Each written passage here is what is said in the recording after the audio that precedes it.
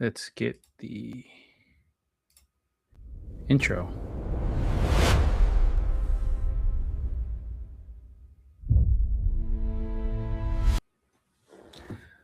Welcome, everybody. Today is going to be a very serious episode. It's more educational than anything else. Oh my God, I got to turn off my notifications. I set up everything. I was setting everything up. I have the script set up, my lighting set up. I have everything set up, but I forgot my notifications. Hell. I need to go buy fruit. I haven't gone grocery shopping today, so it's going to suck for tomorrow. Do not disturb on, and I'm going to edit this part out because this doesn't exist. Okay. Good. Okay, so again, sorry about that. I just frustrated myself on that.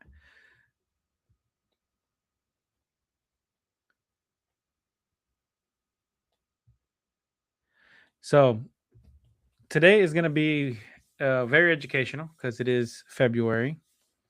And what else is February other than Black History Month? If I'm wrong, I'm wrong, and I might hate this.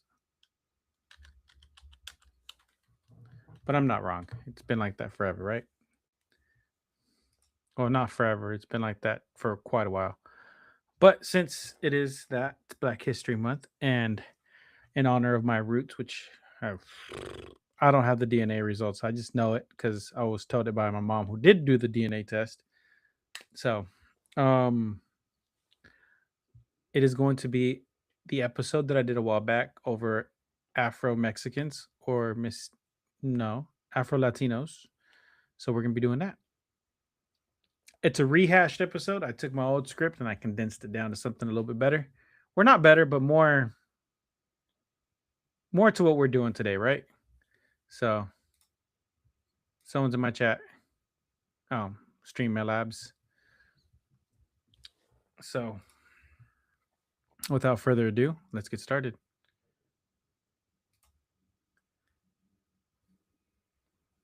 Where did it go? My script disappeared. There it is.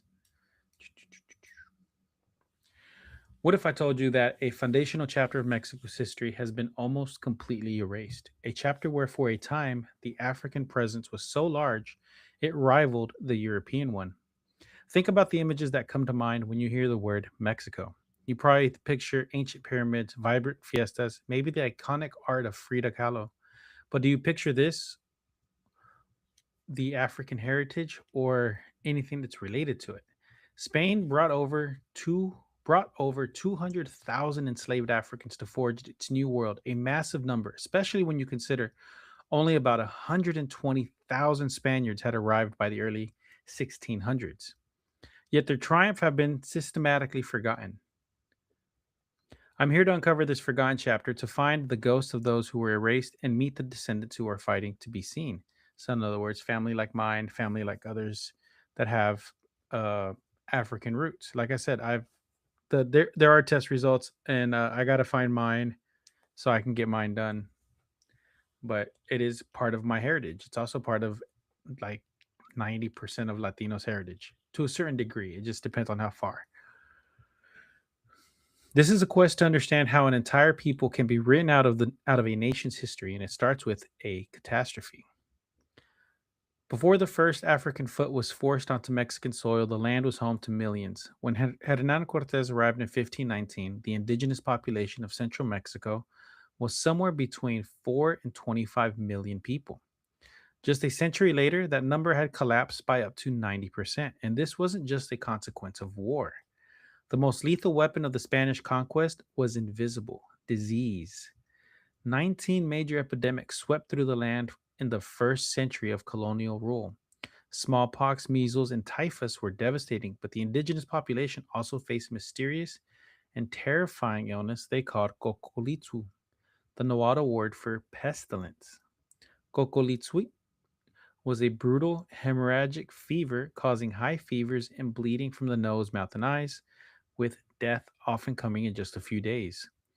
The two largest outbreaks in 1545 and 1576 were apocalyptic. The first killed up to 80% of the native population, a demographic disaster that rivaled the Black Death in Europe. The second killed half of those who remained.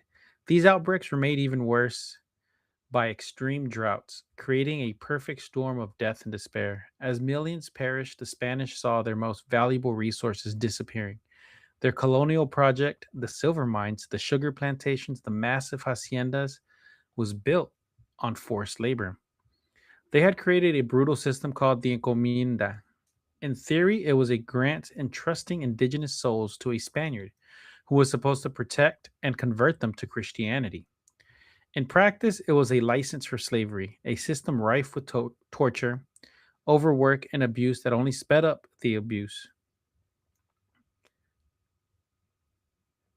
that only sped up the population collapse.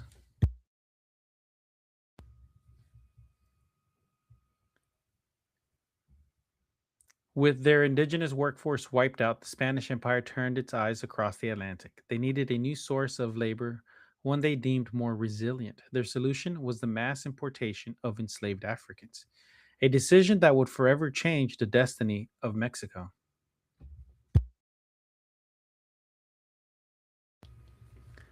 This demand for labor kicked off a horrifying new economy. Between 1521 and 1640, ships carrying human cargo became a constant, grim presence in the port of Veracruz. Over 200,000 enslaved Africans were forcibly brought to Mexico during the colonial period. Early on, the Spanish prized men from the regions of Guinea, Bissau, and Senegal. Later, the trade shifted, bringing thousands from Angola and the Congo. These men and a smaller number of women became the engine of the new Spain. They were sent to silver mines in Zacatecas and Guanajuato, fueling the wealth that made the Spanish Empire one of the richest in the world.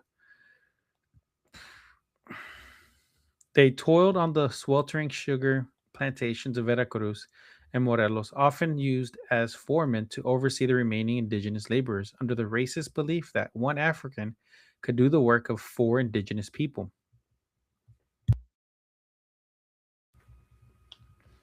They were everywhere. They were artisans in the city, cowboys on the vast haciendas, and domestic servants in the house of the elite.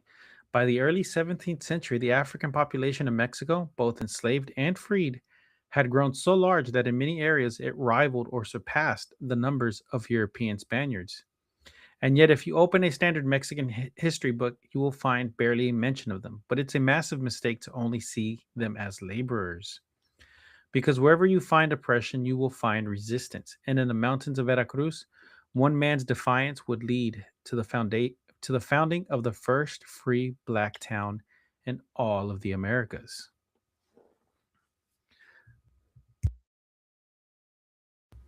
Um so yeah.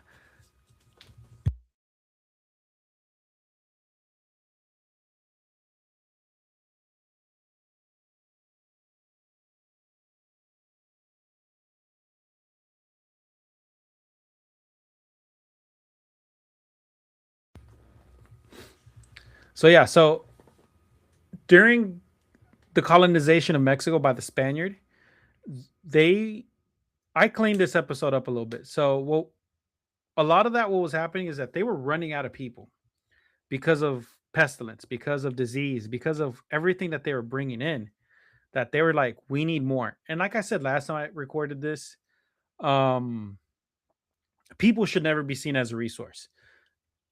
I don't care what's going on in the world. I don't care what, even with today's political climate, I don't give a rat's ass. People as a resource is one of the things that pisses me off. And last time I recorded this, I got very, very not emotional, but um kind of agitated and into it. Like it riled me up a little bit because it's one of the most messed up things that I've ever read. And the reason I first started this script when I first did this episode was because there was a content creator on TikTok. They were African and they were downplaying the whole situation with Mexicans and Africans. And it really got under my skin. And I was at work one day and I wrote out a two-page script in less than 2 hours. And I had this was when I was working at a when I had a desk when I was working at a desk, and I pulled up. I had both my screens, all three of my screens actually, filled up with everything. I'm talking about everything with history facts, census reports, everything. So they still do have an issue. I'm reading a chat. I'm also streaming somewhere else too. They still do have an issue with chocolate. There's actually a shortage right now in the world, that there is a chocolate shortage and a potential for it to go extinct. That's a whole nother thing too. Um, yeah, they still have it. Yeah, chocolate is a finite resource that could potentially run out. Even with everyone who's always like, "Oh, you got to find practical ways to farm it, ethical resourcing, and all that crap." It doesn't matter. That doesn't matter with harvesting and plants and things like that. You can have the most ethical way of processing everything. Good night. You could have the most. Yes, it's because they overproduce it. You could have everything done perfectly, but at the rate that we consume it, we are running out faster than people realize. So, yes, especially for Valentine's Day, which is coming up soon, which this episode will be out before the end of the week. I'm gonna post this one tomorrow instead of the one last week. I'm switching that one over for the week after. Um, but yeah, so it's just one of those things. And like I said, like I was saying before I got into the whole production thing of it, um, it people as a resource should never be seen. The fact that the Spanish at one point thought of the indigenous of Mexico, my people, Africans, anybody, right, as the new engine to their new world is the most messed up thing I can think of.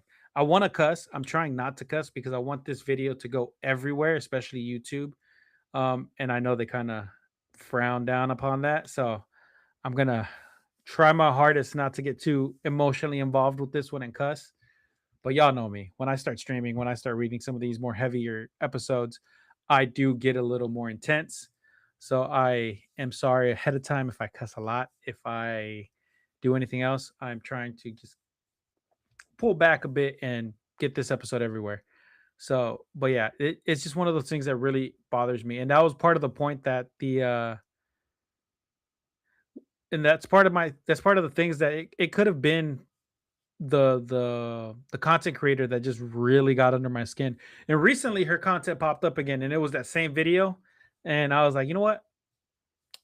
I'm not gonna respond to this one and I'm gonna make my own. So, but yeah. So let's get going back to the episode, back to where we were.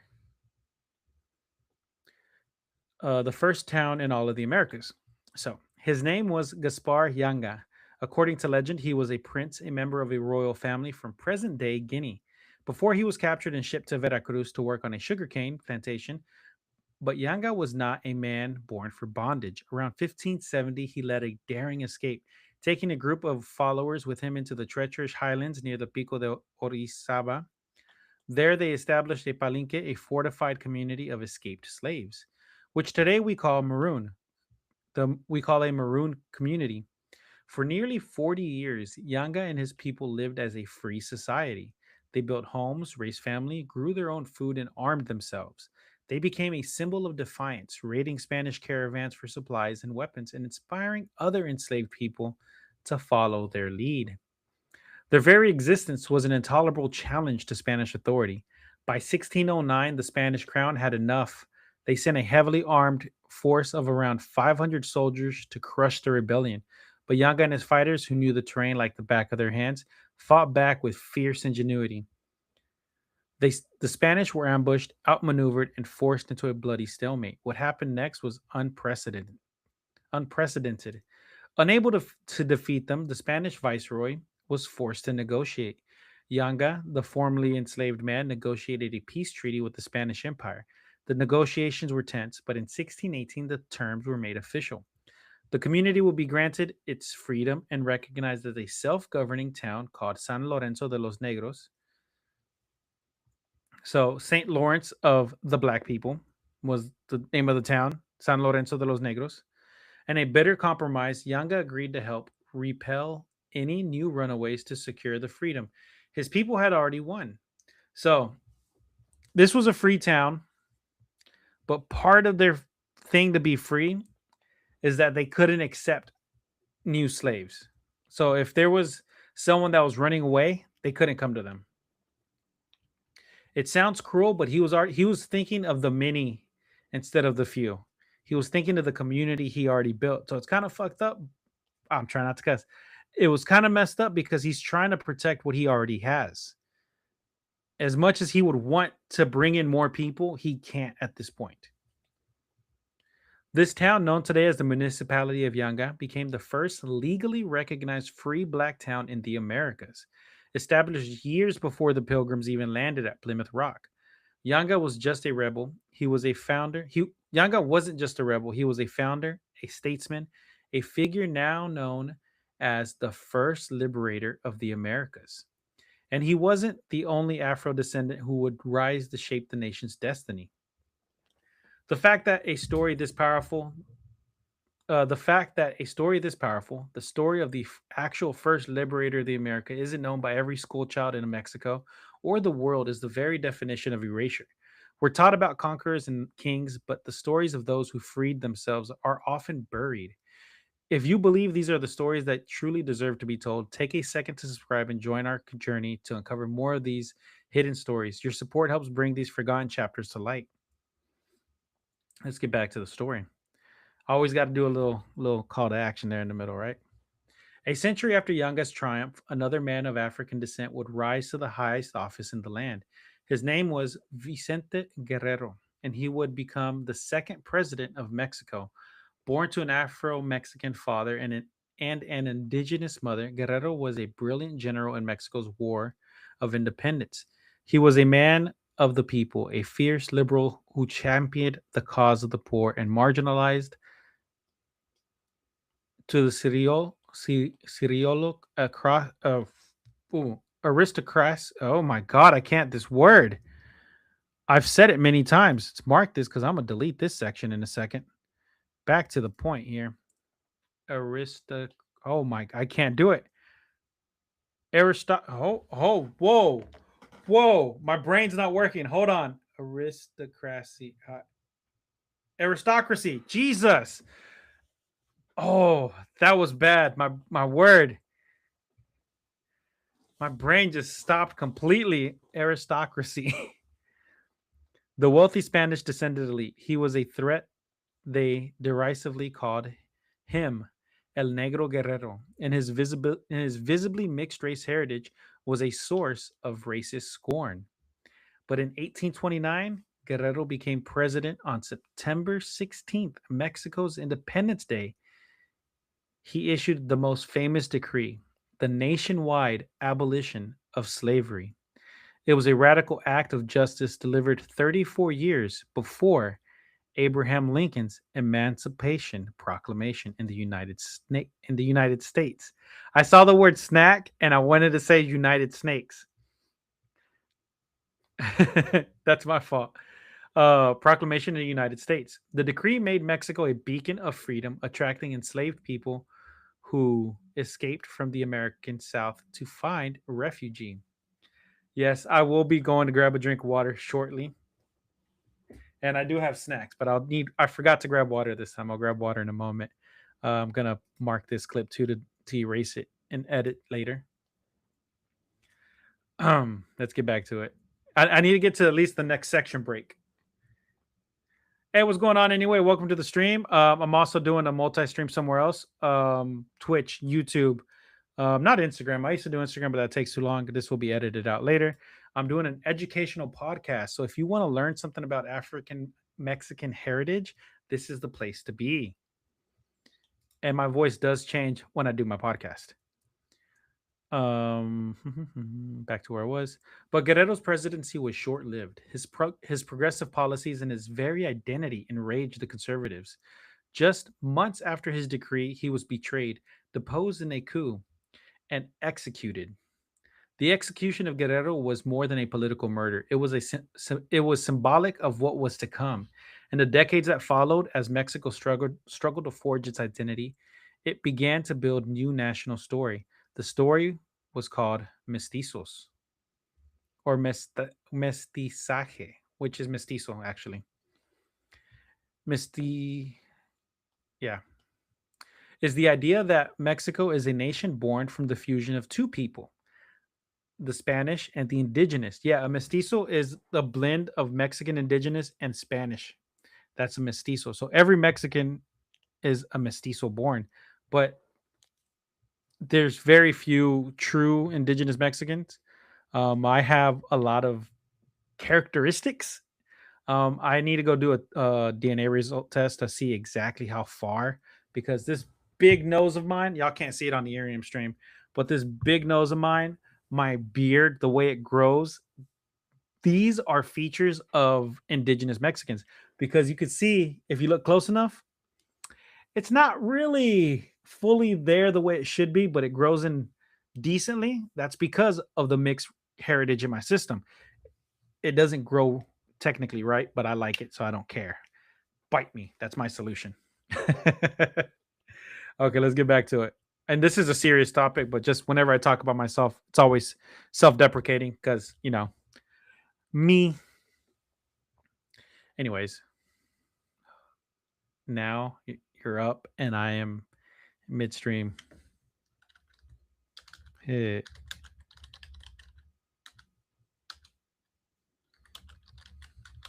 Sorry.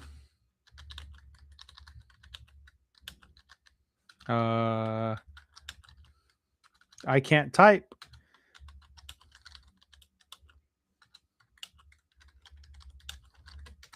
Nope. There you go. Bam. Back to it. It celebrates the mestizo, the mixed race individuals, as the quintessential Mexican. On the surface, this sounds inclusive, but it's a story with a deliberate omission. The third root, the African root, was systematically written out in an effort to create a unified, homogenous national identity. Post revolutionary governments promoted an idealized image of the mestizo that had no room for blackness. Afro Mexican culture was either ignored or its contributions were plagiarized and rebranded as simply Mexican.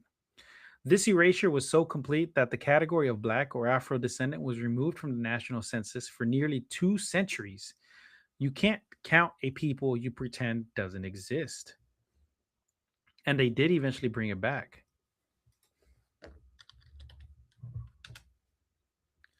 For generations, Afro Mexicans lived in a state of invisibility, often in marginalized communities like the Costa Chica regions of Guerrero and Oaxaca. They were Mexicans, but the official story of Mexico had no place for them.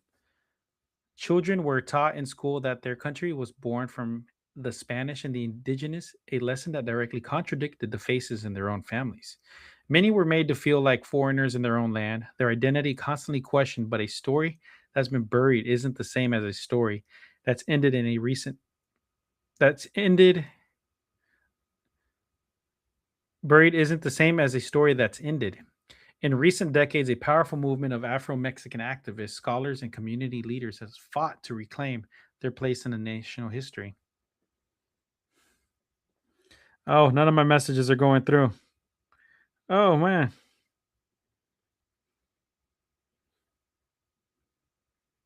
2 seconds.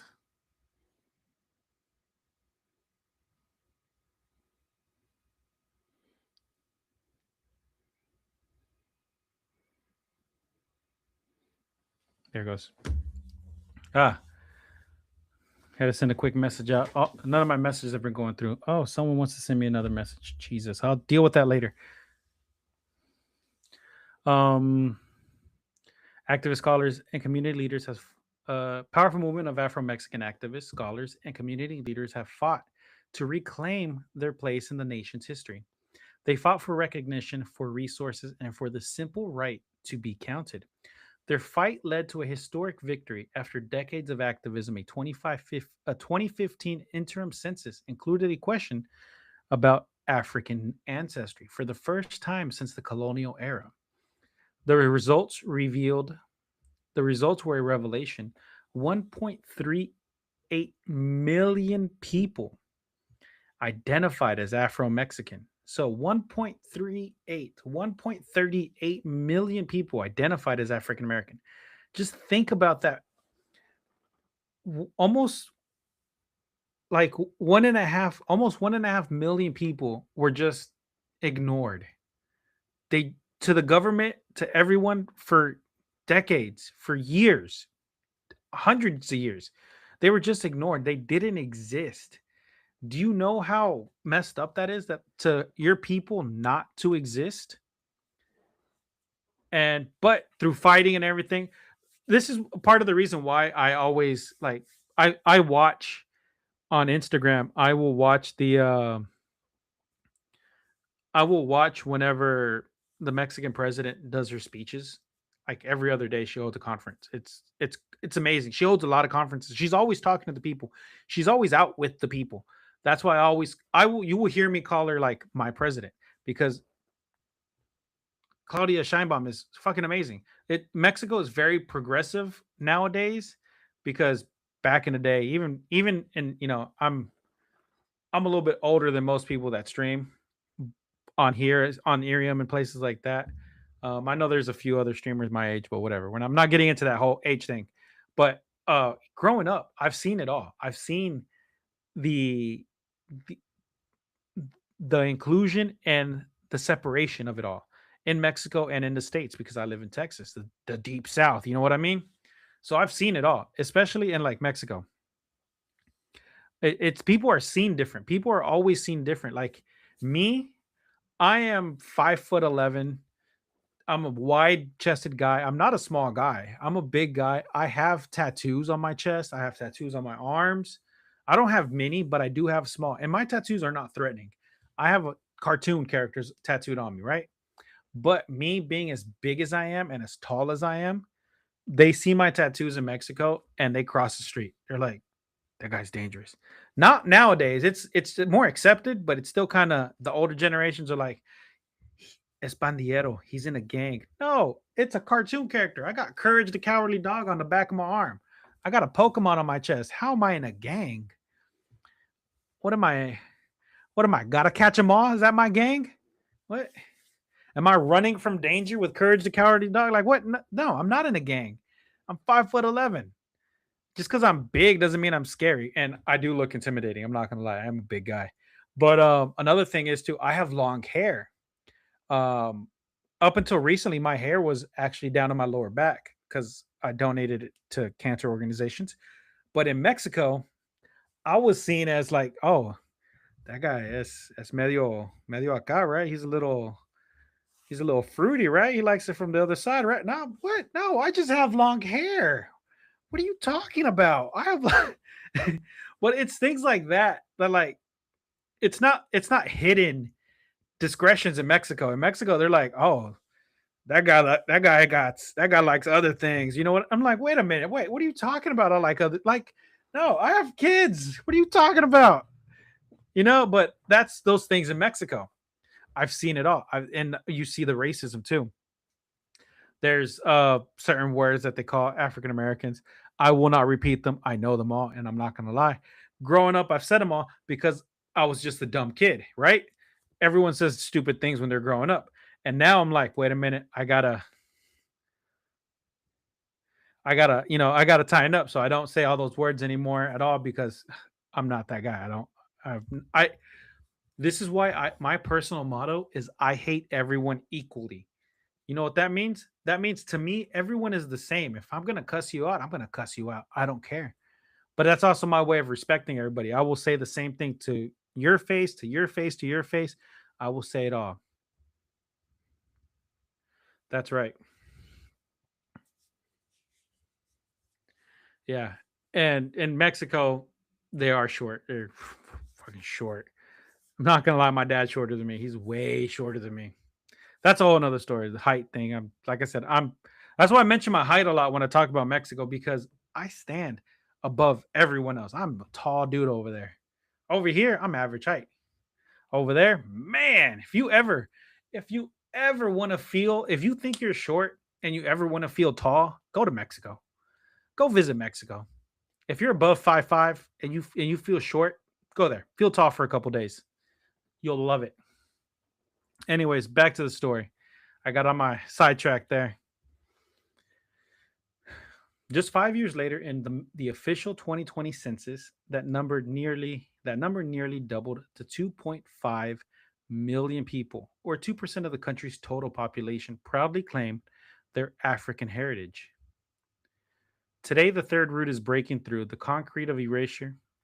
You can find it in the states of Guerrero, Oaxaca, and Veracruz, which have the highest concentrations of Afro descendants. You can hear it in the rhythms of son jarocho music with its undeniable African influence. You can see it in the faces of the people who for centuries were told they didn't belong, but who are now proudly standing up and declaring, "We are here, we exist, we are African, we are Mexican, we are Afro-Mexicans."